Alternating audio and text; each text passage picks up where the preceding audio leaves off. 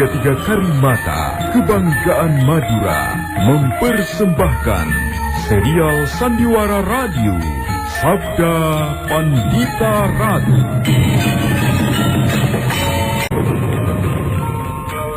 Sabda Pandita Ratu.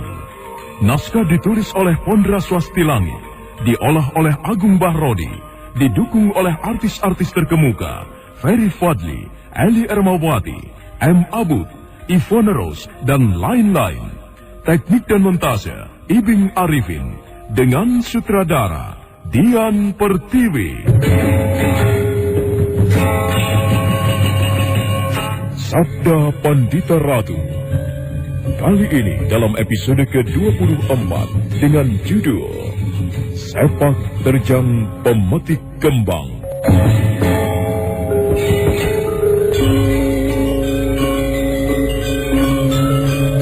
Tetapi Ki Demang. Akan tetapi bagaimana? Rasanya itu bukan sekedar desas-desus Ki Demang. Karena Kiai Pangon memiliki bukti-bukti. Menurut katanya, ia terpaksa bertindak sendiri, memberitahu segenap penduduk karena Ki Demang tidak mempercayai laporannya. Gombal rusak. Itu yang aku tidak senang. Ia itu hanya penduduk biasa. Tetapi ia mencoba-coba menarik perhatian penduduk, mencoba menggeser kewibawaanku. Tahu kamu?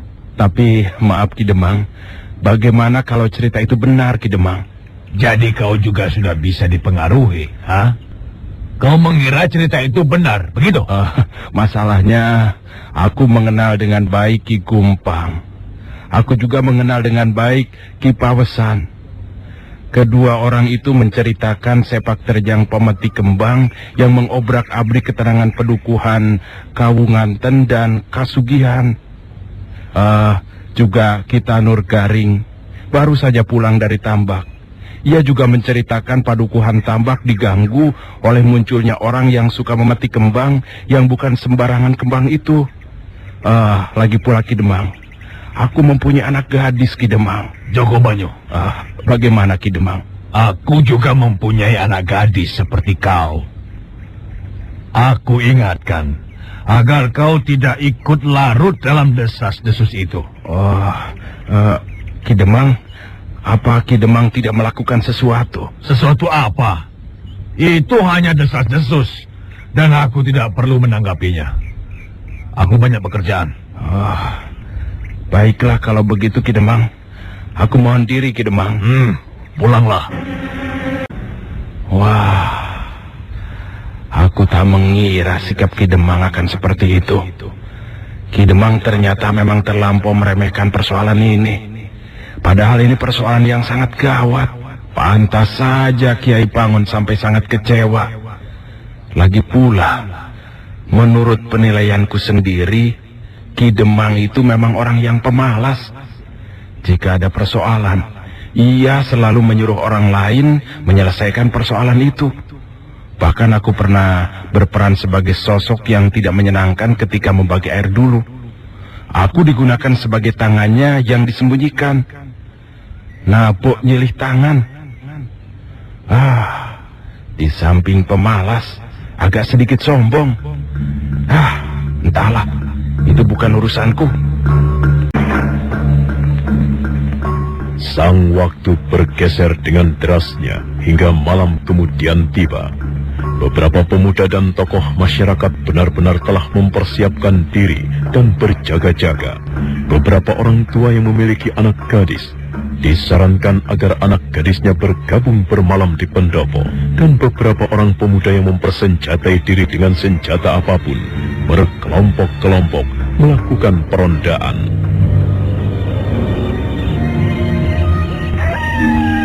Keparat, gila. Ternyata ada juga padukuhan yang orang-orangnya bisa bertindak gila. Orang-orang puring edan semuanya. Mereka melindungi calon mangsaku dengan pagar betis. Semua gadis dikumpulkan di pendapa dan dijaga pemuda-pemuda bersenjata. Aku lihat lambang sarian gadis yang bernama Mangesti itu juga dijaga amat ketat. Setan lawas. Yamput. petir selek. Di sebelah sana tadi juga, di rumah yang paling besar, beberapa keluarga berkumpul menjadi satu. Gadis-gadisnya dibagari. Mereka benar-benar menantangku, ngilani dadaku. Aku tidak akan membiarkan hal ini terjadi. Aku yakin pasti ada celah yang bisa aku terobos. Akan aku tunjukkan kepada semua orang itu bahwa usaha mereka itu sia-sia. Jika aku mau, betapa mudahnya aku mengambil beberapa gadis pun dari antara mereka. Namun melakukan dengan paksa itu merupakan pantangan bagiku. Hal yang tidak mungkin aku lakukan.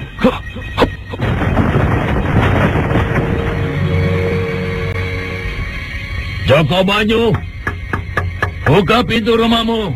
Ini aku, Demangmu. Oh, sebentar Ki Demang.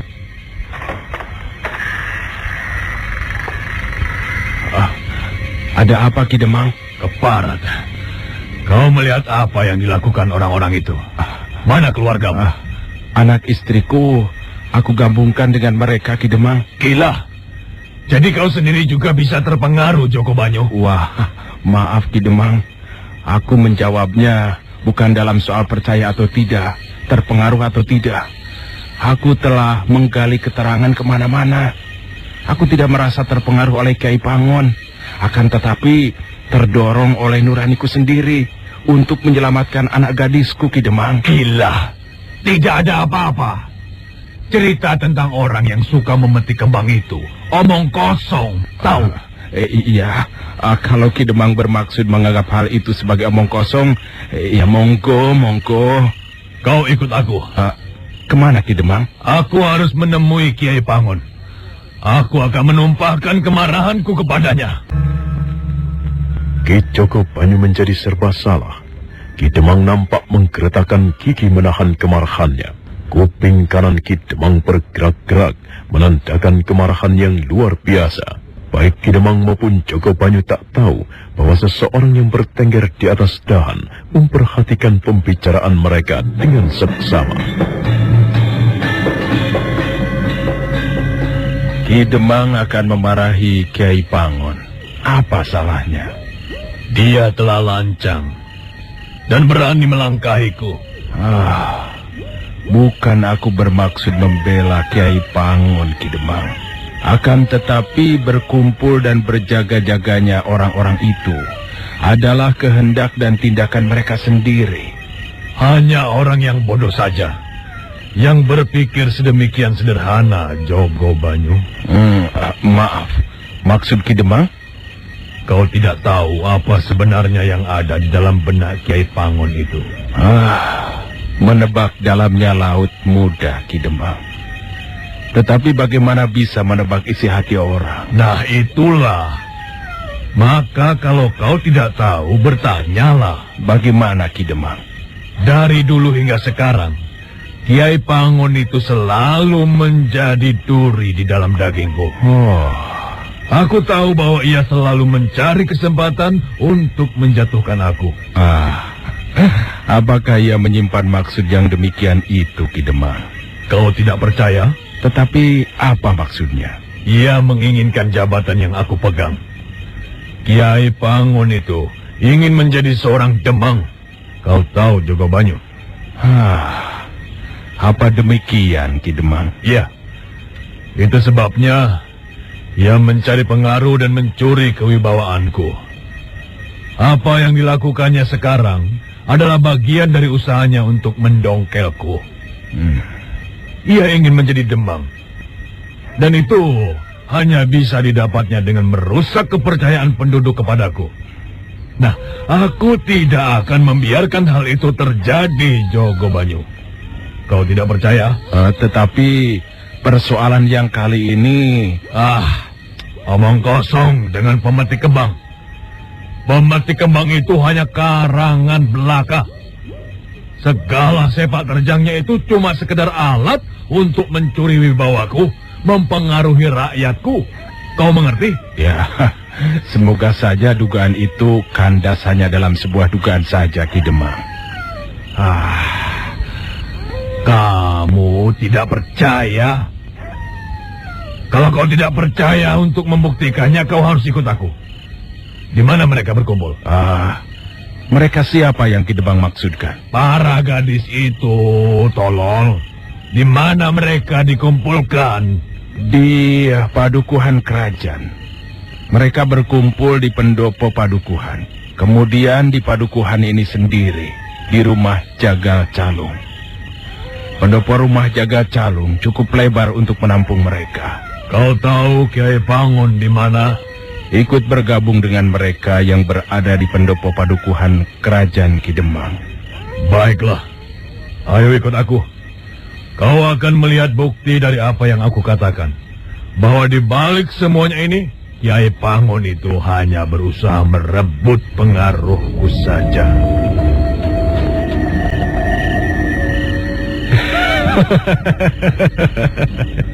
Padukuan ini benar-benar geger oleh kehadiranku. Penduduk padukuan ini mempunyai sikap lain daripada yang lain.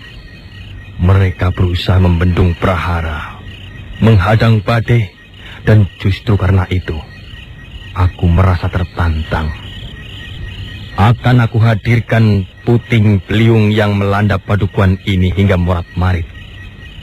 Akan aku buat para gadisnya tergila-gila kepadaku, sekaligus ketakutan kepadaku.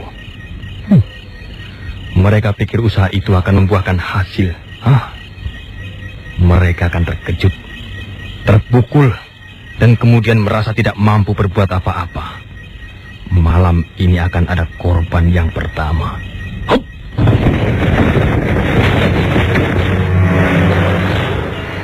Aku seperti mendengar suara. Suara siapa ya? Ya, mungkin yang kau maksud adalah aku. Kau siapa? Aku yang sedang kau tunggu.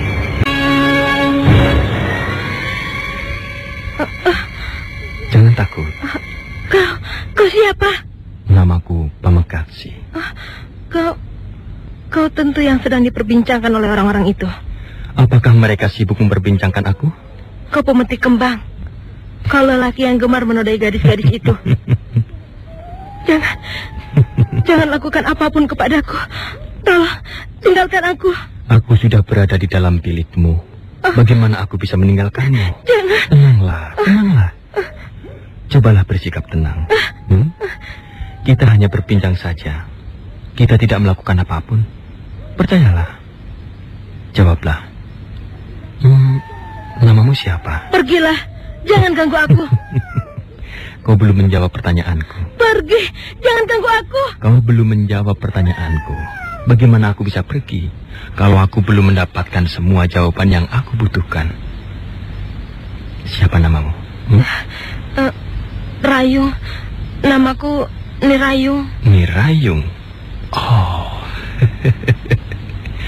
Sebuah nama yang indah. Nama yang bagus. Dan membuat siapa yang berkesempatan menyebutnya akan mabuk kepaya. Pergilah. Aku sudah menjawab pertanyaanmu. Belum.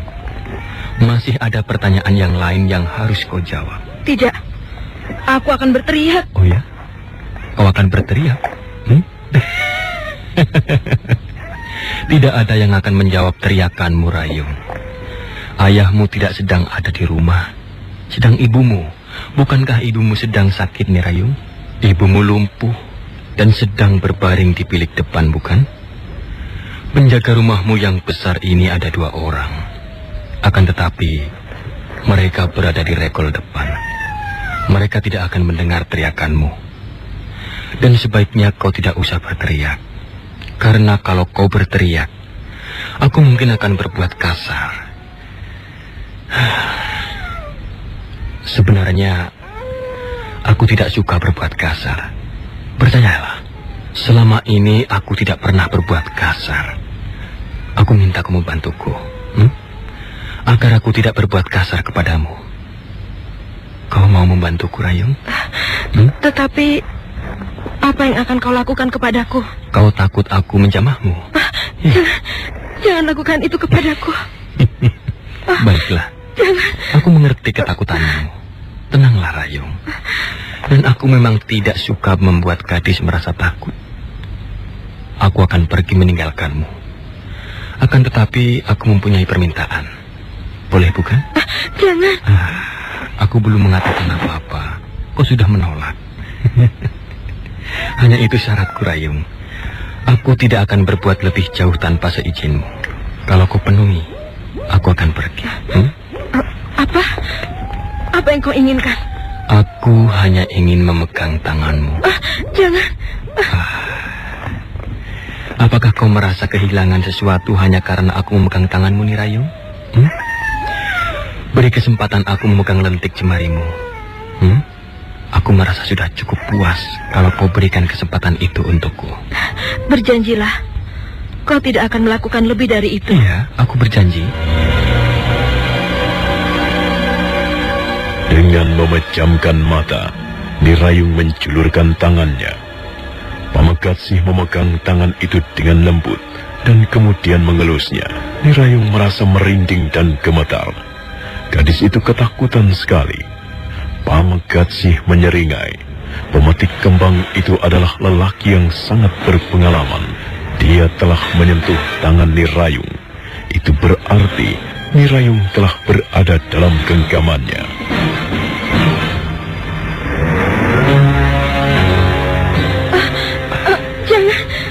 Jangan menolak, Nirayung. Jangan lakukan itu kepadaku. Jangan. Nampaknya kau tidak yakin dengan kata hatimu sendiri, Nirayung. Jangan. Aku mohon jangan. Tidak. Tadi kau mengatakan kau hanya ingin memegang tanganku. Nampaknya kau senang aku memegang tanganmu, Nirayung. Artinya aku tahu apa yang kau butuhkan. Aku tahu apa yang kau butuhkan. Dan aku akan memberikan kepadamu. Ayo, Nirayung. Kau harus memenangkan peperangan ini. Ayo.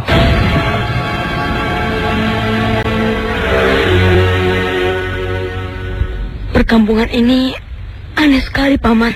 Sepi sekali. Iya, sepi sekali. Di sebelah sana ada beberapa oncor yang menyala, Badrawati. Apakah keadaannya aneh ini adalah karena ulah pemetik kembang itu? Mungkin, Badrawati. Bagus sekali. Nampaknya ia membuat ulah di sini. Kita akan bermain-main dengannya, Paman. Mari. Malam belum terlampau lama menusuk.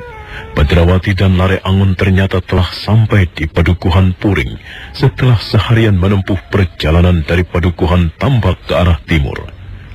Badrawati dan Lare Angon bersembunyi di balik rimbunnya pepohonan, memperhatikan pemandangan yang menurut mereka terasa janggal.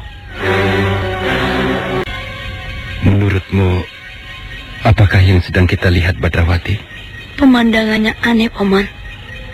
Namun dengan jelas bisa memberikan gambaran kepada kita. Mereka berkumpul di sebuah pendopo. Adalah untuk berjaga-jaga menghadapi ulah. Siapa lagi kalau bukan ulah si rambut putih itu? Iya, benar, Badrawati. Para penduduk itu cukup cerdik. Dengan demikian, pemetik kembang itu akan direpotkan oleh cara itu. Pemetik kembang hanya akan mendapatkan pantat kerbau atau sapi. Itu pun kalau ia mau. Omonganmu saru, Badrawati. Kita berpisah, Badrawati. Kita kelilingi segenap sudut. Kita harus menemukannya. Tunggu, Paman. Nampaknya ada yang tidak beres. Lihat. Kita mendekat. Aku takut sekali.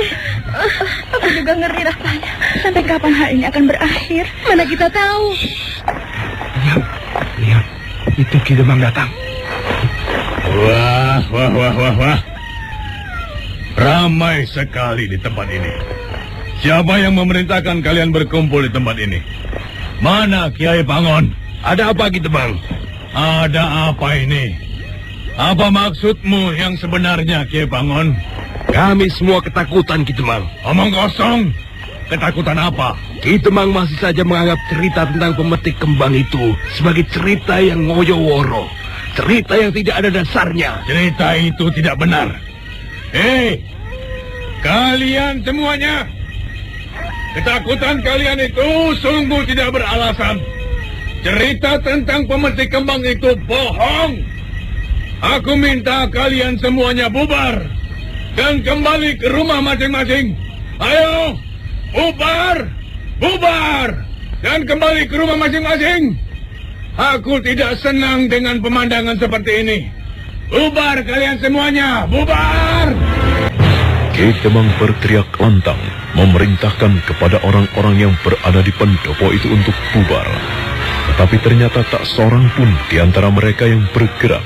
Semuanya membisu, para gadis semakin ketakutan, para orang tua cemas, dan para pemuda yang berjaga-jaga dengan pedang telanjang tak tahu harus melakukan apa.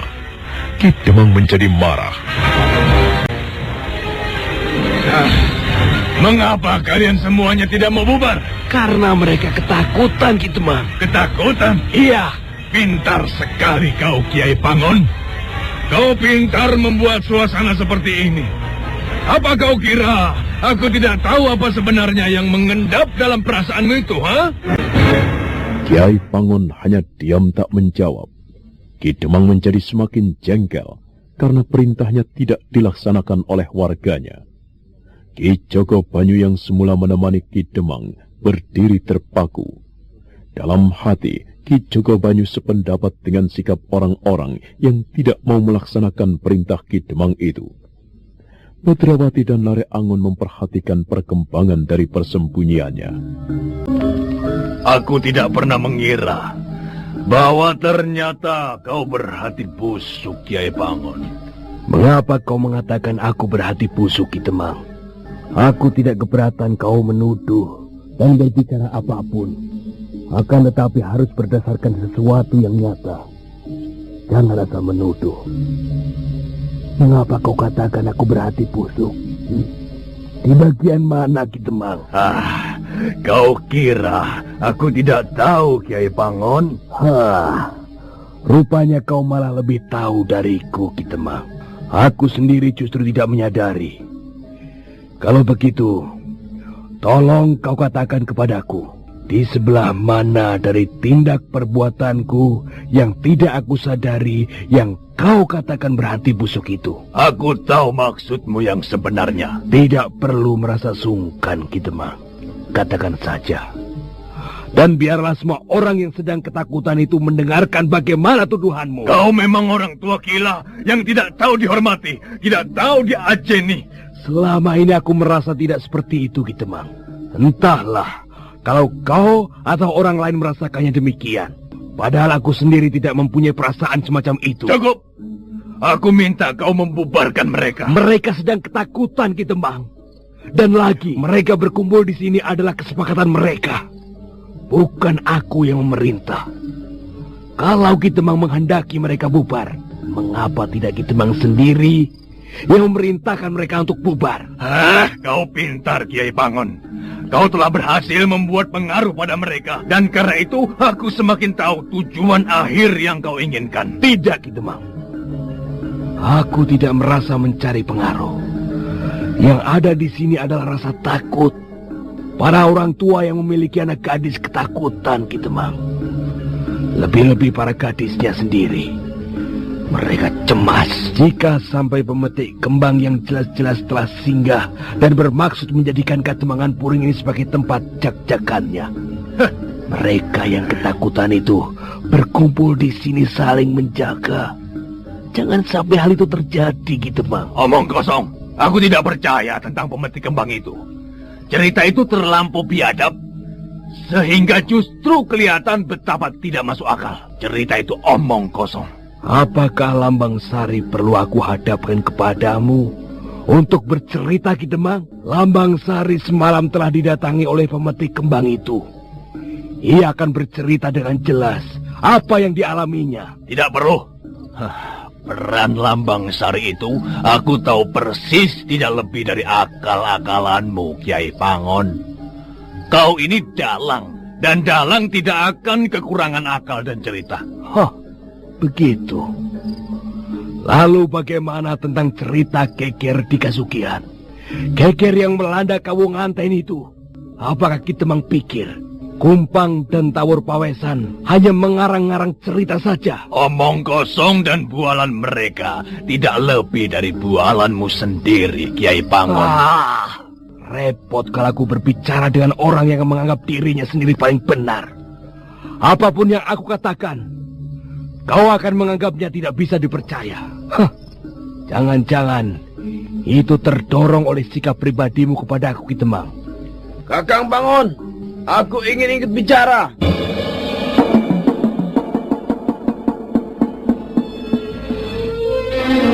Suasana di pendopo padukuhan kerajaan dari Kademangan Puring itu menjadi tegang. Para gadis semakin ketakutan. Para ibu dan orang tua diam membisu. Mereka tidak habis mengerti mengapa Demang mereka sendiri justru bersikap berlawanan. Kitoh Jali yang murung beranjak berdiri dan melangkah mendekati Ki Demang. Nah, saudara pendengar, bagaimanakah kisah selanjutnya? Ikutilah terus serial Sandiwara Radio, Sabda Pandita Ratu.